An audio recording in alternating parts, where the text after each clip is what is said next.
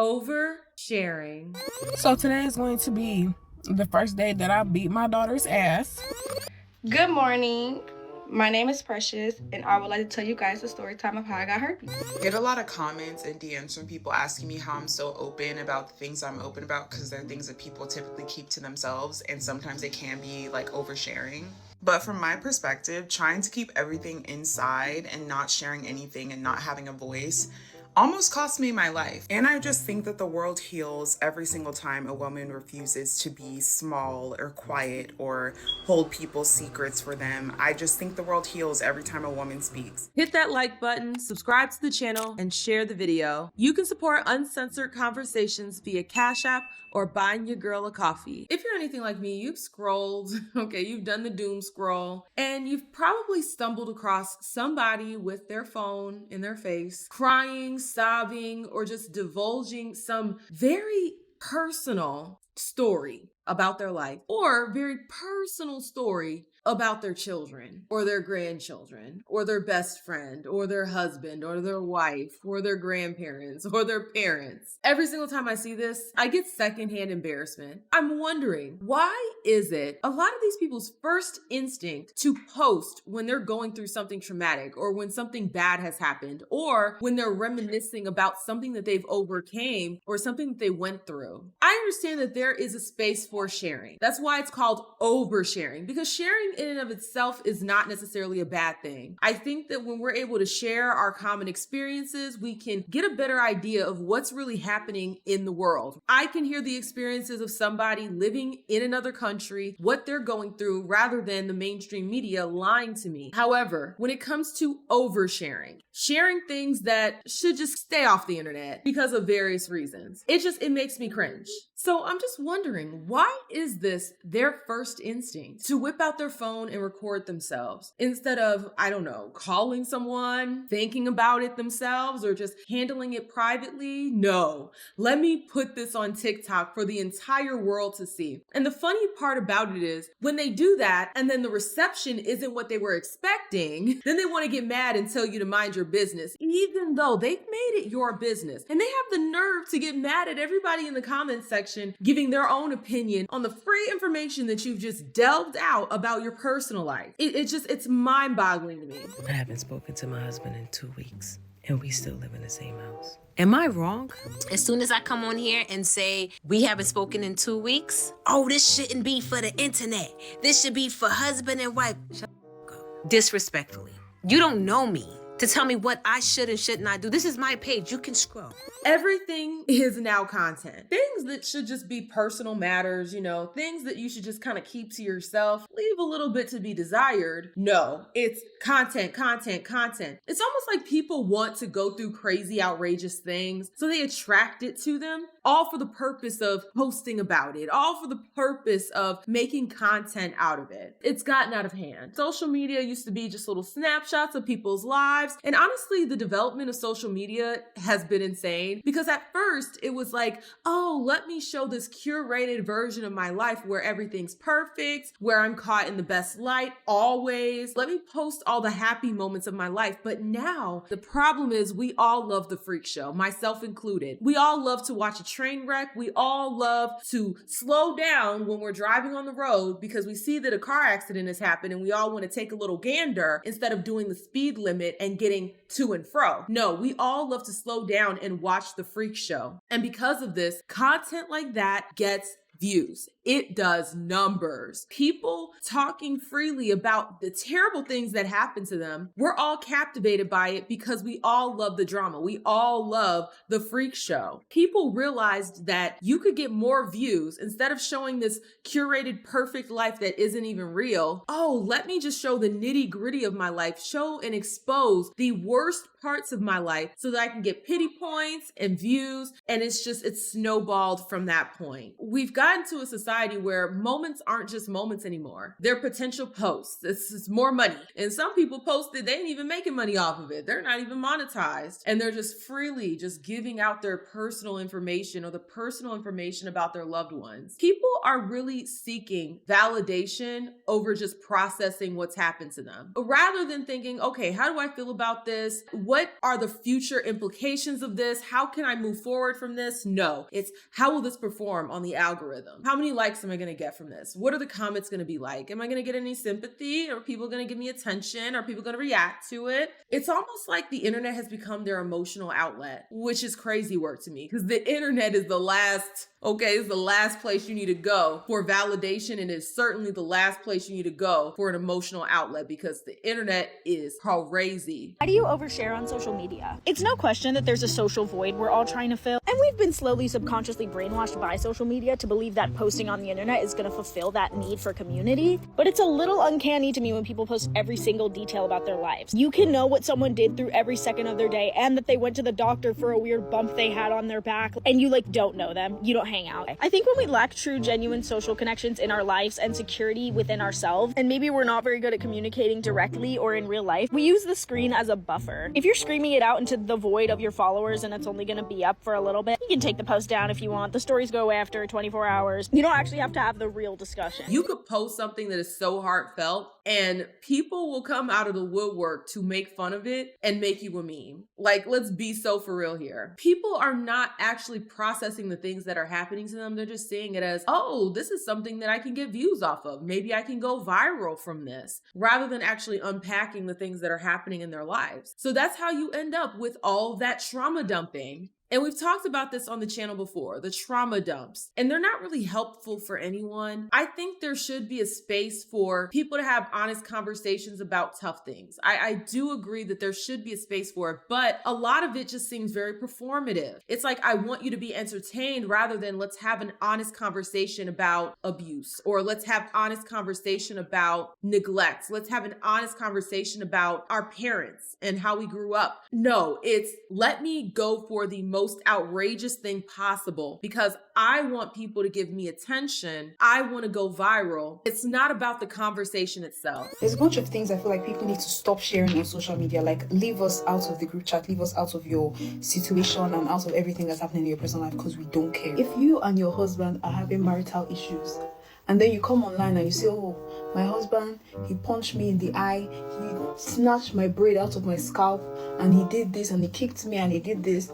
And then you also tell us, oh, he doesn't help to take care of the children, he does this, he does that. You finish telling us everything. All of us will now be like, wow, why would he do that? We'll now raise money for you. You put GoFundMe, we'll raise money for you to leave him.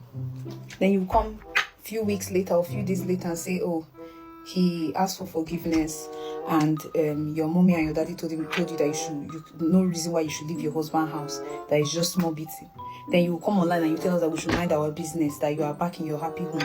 So why did you tell us in the first place? If you know that you are not ready to be done and leave that person, don't come online and tell us. Please leave us out of it, because how do you now expect us to just go back to, okay, all right, let's all just be happy for you people? No, now we don't like him, and now I don't want to hear anything that you have to say anymore. So leave me out of it. You'll have some people that are constantly putting themselves in piss poor situations just so they can get content off of it. I know you've seen those channels that blow up over women sharing how terrible their dating life is. Just oversharing about how nobody wants to be with them. And that's their bread and butter. Hey, look at this date I went on and the guy ghosted me. Oh, I went on this date and the guy didn't pay. Oh, I went on this date and the guy looked at me and then walked out. What are we doing here? But like I said, everyone likes a train wreck. So those channels blow up. They do numbers. Just a reminder, in case you're down bad, I once bought NFL tickets for a guy that I'd been seeing for approximately 3 months for his birthday.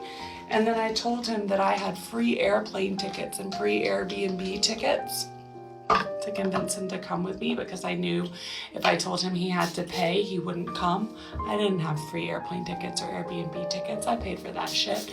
Anyways, he came.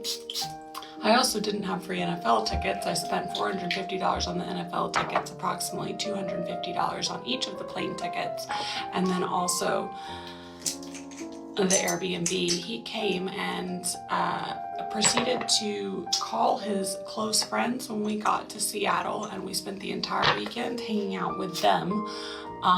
Went to the game that I'd paid for, and then flew home 2 or 3 days later, and he ended things.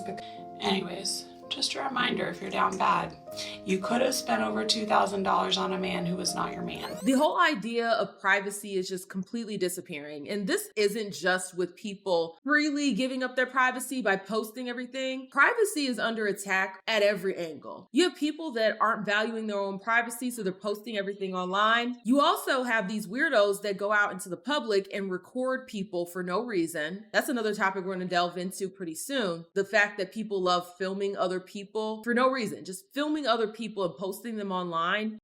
It's a whole thing. We're going to get into that at a later time. But then also those goddamn flock cameras watching us. It's literally Big Brother. So privacy is just, it's a thing of the past. If you want privacy, you're going to have to pay for it. You're going to have to be filthy, stinking rich. You have to have FU money in order to buy privacy. And even then, I think I saw a title of a video. I haven't done my research on this, but it was something to the effect of your Wi-Fi can map out what you're doing in your house. Privacy is no longer a thing. People are just willingly giving up their privacy, and then also our privacy is being stripped from us. And here's the part, and I kind of mentioned this earlier, oversharing does have consequences. You have people that have lost many of jobs, many of friendships, many of romantic relationships, connections, so many things from oversharing online. Because guess what? Once you put it on the internet, you no longer have control over it. Joe Budden's podcast and the ex-football players, The Pivot, I believe it's called,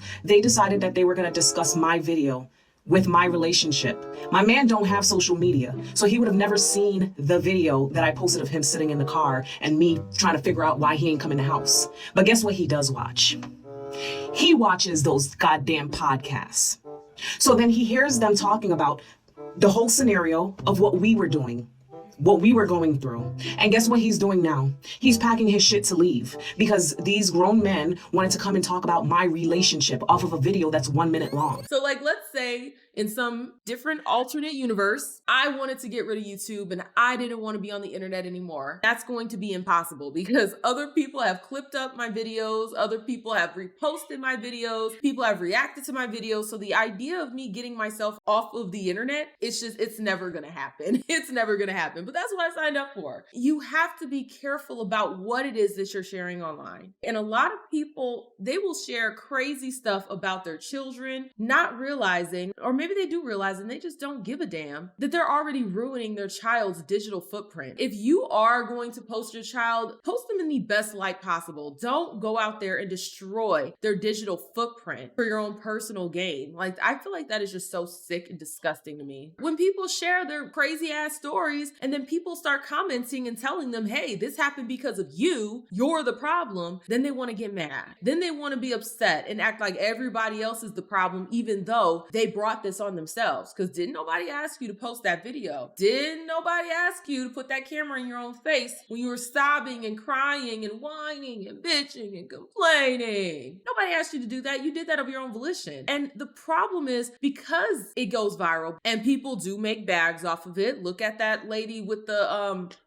did I marry? She made a whole bag, not even the full bag, because I think it took her a little bit to get monetized, so she didn't even get all of the revenue from the views that she got. But it really does encourage people to make poor decisions and start sharing their own nonsense because it gets views. People just willy-nilly put all their business out there, put their family's business out there, put the children's business out there. You even had the situation where this girl got into a car accident and her first thing was to whip out the phone and record herself dancing after she got into a car accident. The grown people in the chat know exactly the problem with her doing that after getting into a car accident. I don't even think the car accident was her fault. But if you grown, you already know the problems you're about to run into posting that video of her dancing around after her car accident. But why was that the first thought? Let me post about it. Let me do a TikTok dance in front of my mangled car. Instead of actively seeking to solve your problem, actively seeking to work through your problem, no, it's let me go ahead and film. Let me perform about my piss poor situation rather than focusing on making good decisions to fix that situation. It's like the priority shifts from the solution to just how much attention can I get from this? And once you blur that boundary between viewer and yourself, yourself, you're opening yourself up for crazy, wild comments. People are going to ask you crazy things. People are going to say crazy things. People are going to feel as though they're entitled to your entire life because you've already given them that. Your audience is not your support system, okay? They don't know you. They don't truly care about your outcome. In fact, a lot of people watch these downward spirals because they want to see how bad it gets, and they secretly hope that it gets worse so that they have another episode of how terrible your life is. They don't actually care about you and your well-being. These same people will turn on you at a drop of a dime. Okay, let you say something that they don't like, and they will turn on you so fast. So please, please stop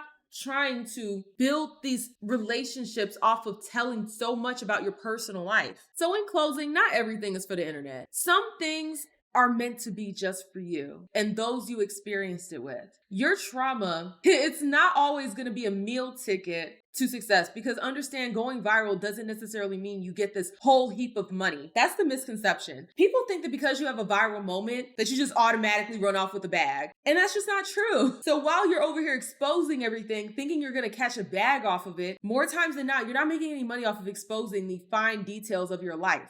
By exposing your L's, by exposing how desperate you are, by exposing your piss poor parenting, or by exposing this, that, and the third. More times than not, you are not getting a real bag off of it. So is it really worth it? I would argue no. Keep some things to yourself. All this crashing out online, that's truly what's cringe, okay? Not people putting effort, not people being passionate. That's not what's cringe. What's cringe is y'all standing there in front of your phone, crying your eyes out, ugly crying in front of your phone for attention. But y'all, I am curious to hear you guys' thoughts down below. How do you feel about this video? Do you agree with me where it's like, yeah, this oversharing has gotten out of hand and people need to just shut the hell up? Or do you disagree with me where it's like, oh my God, I lost my job, I crashed my car, my husband's cheating on me with my boyfriend? I am curious to hear you guys' thoughts down below. If you like the video, like the video. The more you interact with it, the more it gets pushed down to the algorithm. Also, hype the video if that function is available. If you're feeling a little extra generous, the link is in the description to buy your girl a coffee. Thank you guys so much, and I'll see y'all with the next one. Deuces.